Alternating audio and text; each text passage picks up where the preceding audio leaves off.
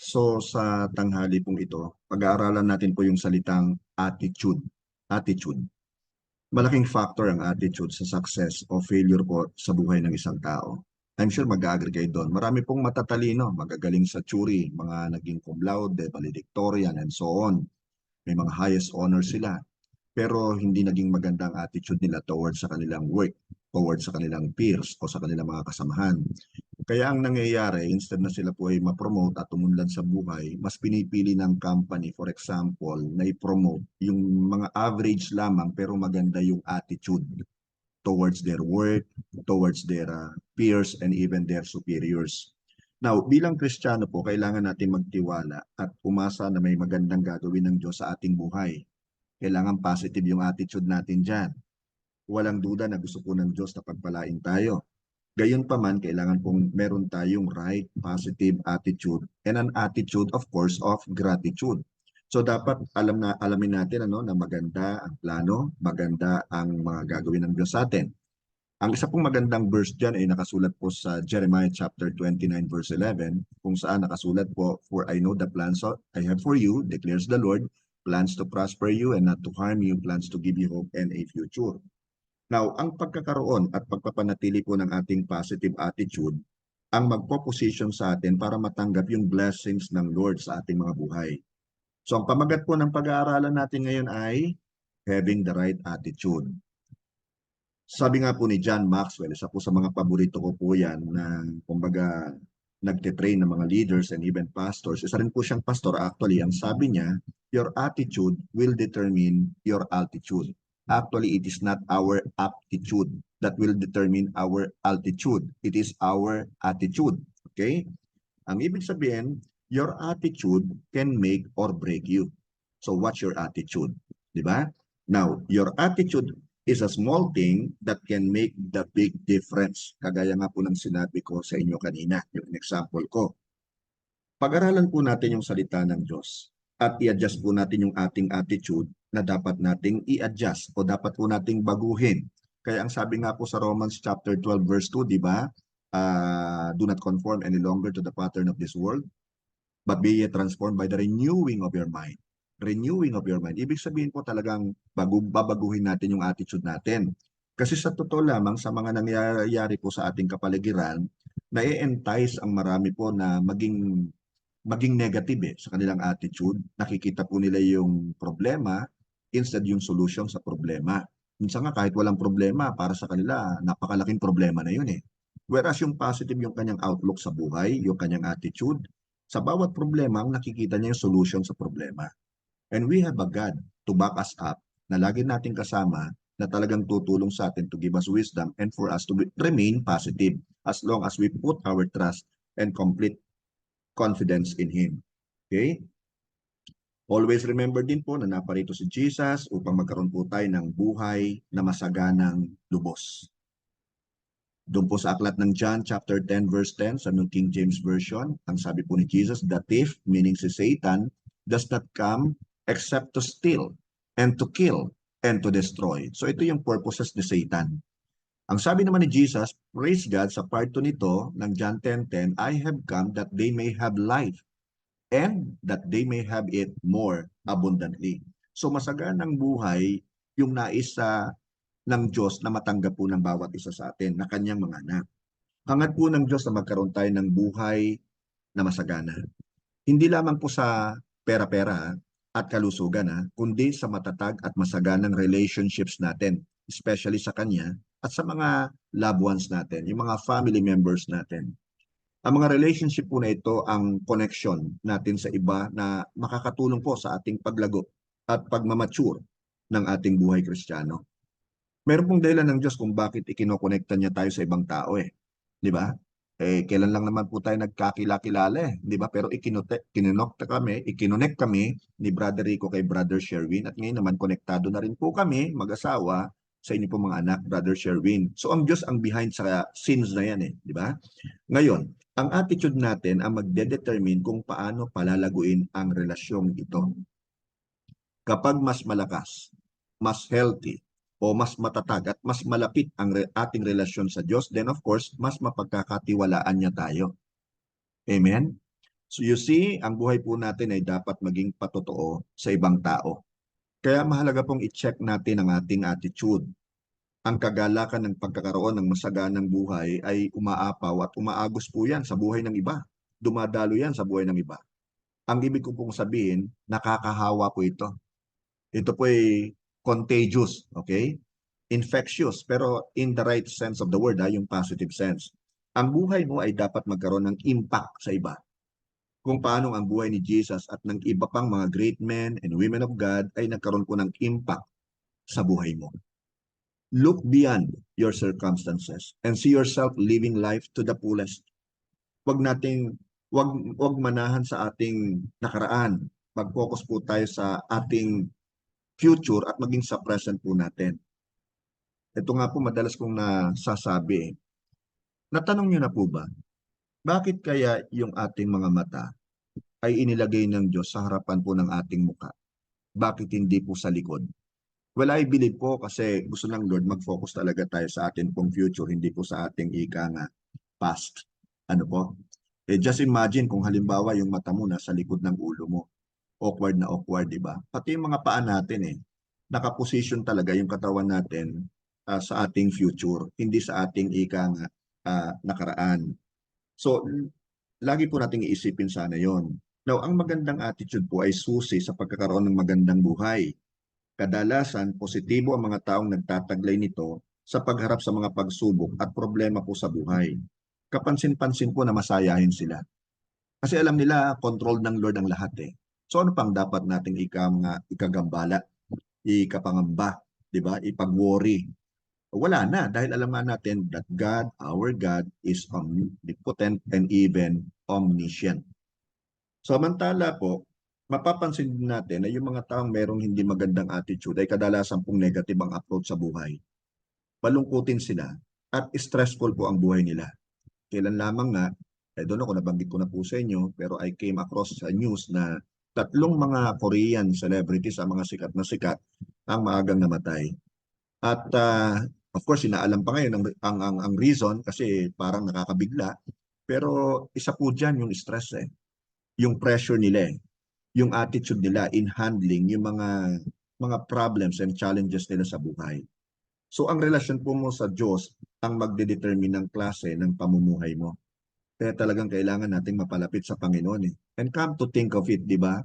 Yung pinagpakuan kay Jesus, ito po yung positive sign, di ba? Yung cross, positive sign yun Hindi negative sign.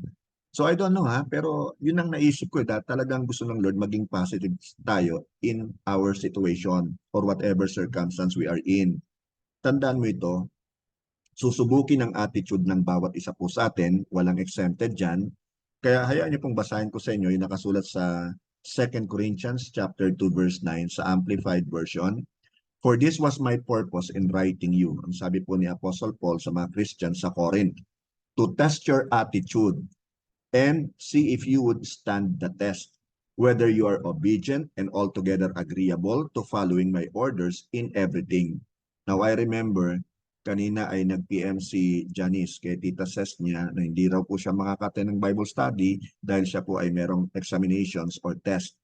So, praise God at kasama natin siya ngayon. Pero ang ibig ko lang sabihin ay talagang dumaraan tayo, anuman po yung ating stage sa buhay ngayon, whether estudyante tayo, nagtatrabaho tayo, may asawa tayo, single tayo, dumaraan lahat tayo sa test. Ano po, pwedeng tawagin natin na sa devil, temptation yan. Tinetempt niya tayo pero si God tinetest po tayo for our own good and betterment. Now, hayaan niyo pong basahin ko sa inyo ang ilang mga verses po mula sa Book of Numbers. Makikita natin dito yung masamang ugali ng mga Israelita na siyang naging dahilan at nahadlangan sila para maranasan po yung masaganang buhay nila. Basahin po natin sa Numbers chapter 13 verses 26 to 33. Pakinggan po ninyo mabuti. Now they departed and came back to Moses and Aaron and all the congregation of the children of Israel in the wilderness of Paran at Kadesh, and they brought back word to them and to all the congregation and showed them the fruit of the land. Now, ang background po nito actually, inutusan ni Moses ang mga leaders ng 12 tribo ng Israel at the command of the Lord. para mag-spy doon sa lupang pangako na ibibigay ng Lord. Pero inhabited po ito. So nagsugo si Moses ng 12 mga leaders. Nagpunta sila doon. Nag-spy sila. At ito nga po ang nangyari. Okay? Pinakita nila yung mga fruit of the land. Sa verse 27, then they told him, yung spies, and said, we went to the land where you sent us. It truly flows with milk and honey, and this is its fruit. Pagdating po sa verse 28, nevertheless, the people who dwell in the land are strong. The cities are fortified and very large. Moreover, we saw the descendants of Anak there. Ang ibig sabihin, mga higante po yung tao na naninirahan doon sa promised land ng Panginoon. Okay? Ang nagsasabi po nito actually yung 10 spies. There were 12 actually. Pero yung 10, ito po yung report nila. Okay. Now, sa verse 29, the Amalekites dwell in the land of the south, the Hittites, the Jebusites, and the Amorites dwell in the mountains, and the Canaanites dwell by the sea and along the banks of the Jordan. So napakaraming lahi pala yung nagdudwell o naninirahan doon sa ipinangako ng Panginoon na titirhan at magiging pagmamayari ng mga Israelita. Napakarami pala nakatira doon. Now, pagdating sa madaling salita, dinidiscourage po nitong 10 yung buong Israel na yes, maraming magagandang nakita kami, ito yung mga bunga. Alam niyo po ba, may nabasa nga ako na yun daw ubas doon, kasi laki ng basketball. Imagine yung laki na yun, di ba? Kaya talagang binabalagwit ng mga nagbubuhat yung mga ubas na ito.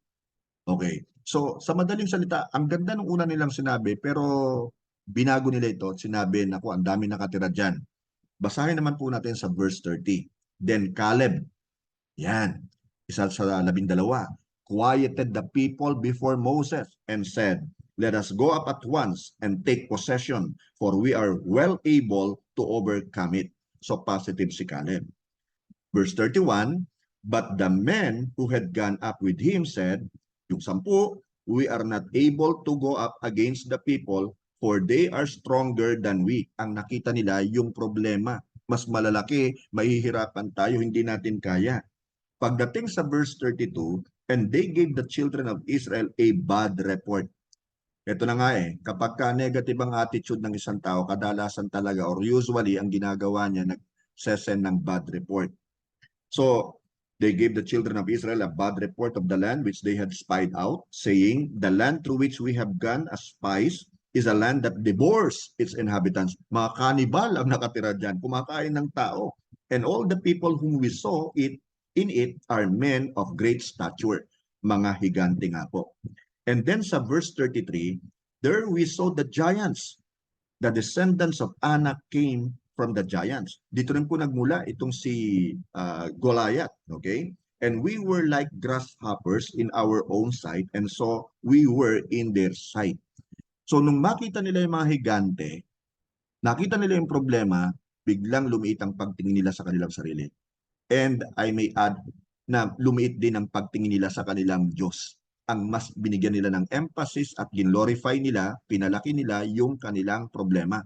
Yun ang nangyayari sa mga taong negative-minded, di ba? Pero kapag ka ikaw ay positibo, kagaya ni Caleb and even Joshua, and then of course, kapatid kaibigan, nakikita mo yung kalakihan ng Diyos mo.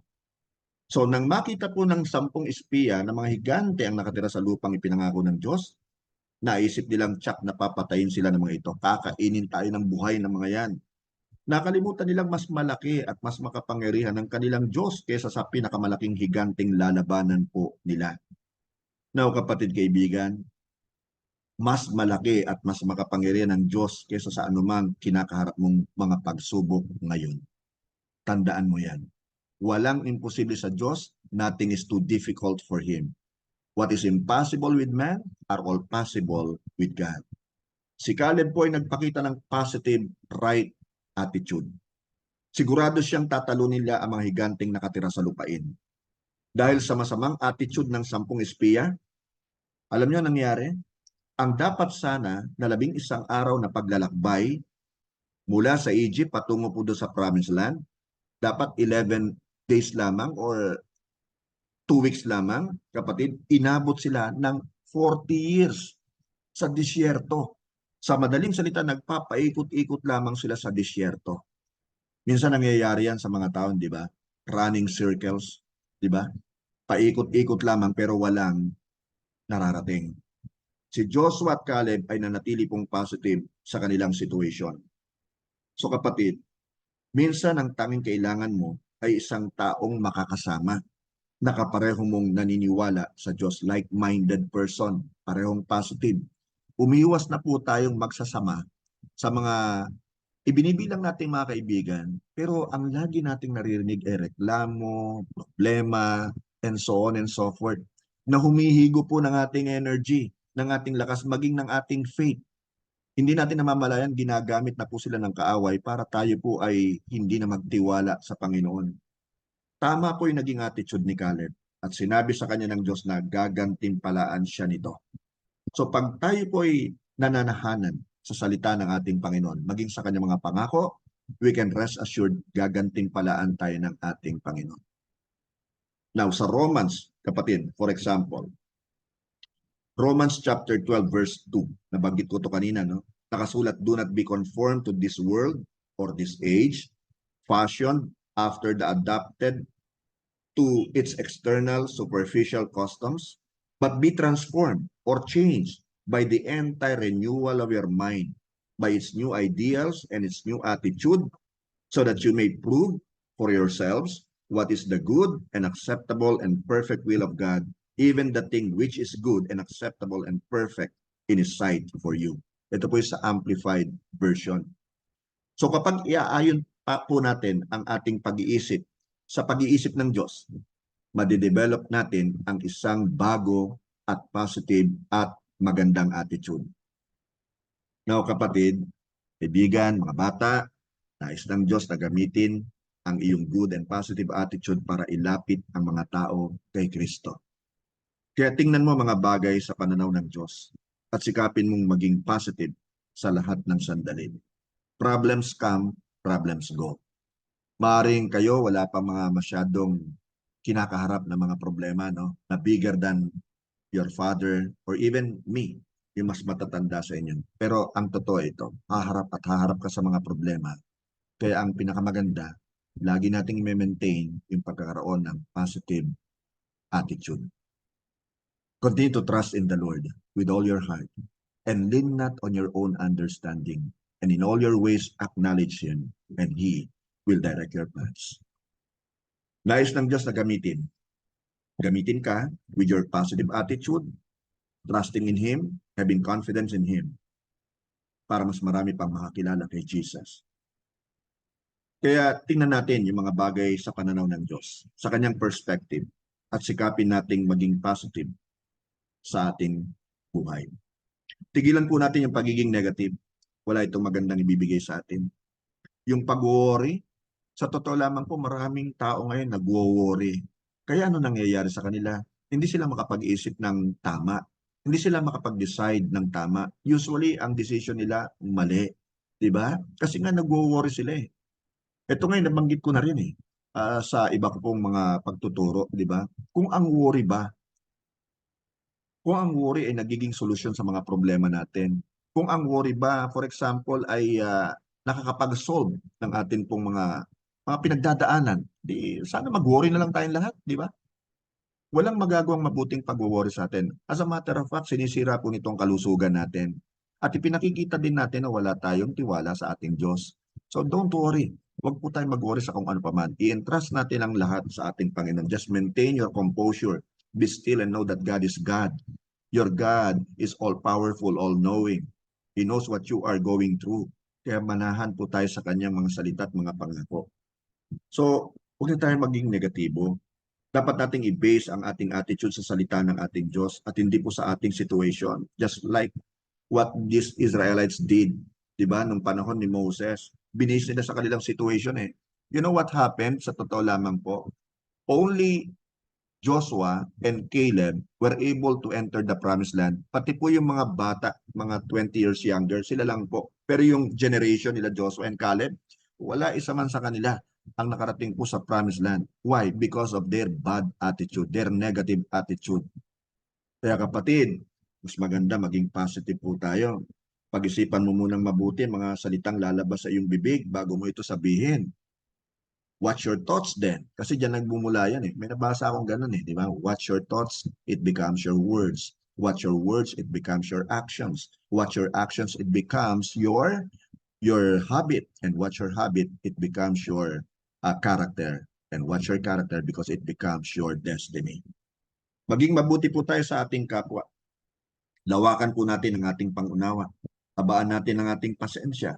Maging mapagpatawad po tayo.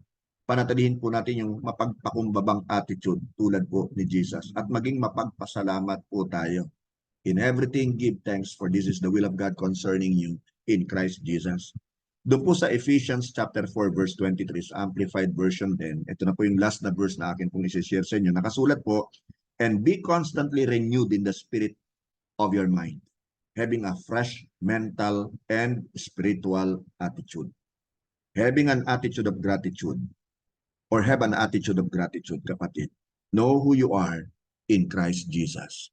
Amen and amen and amen. Now,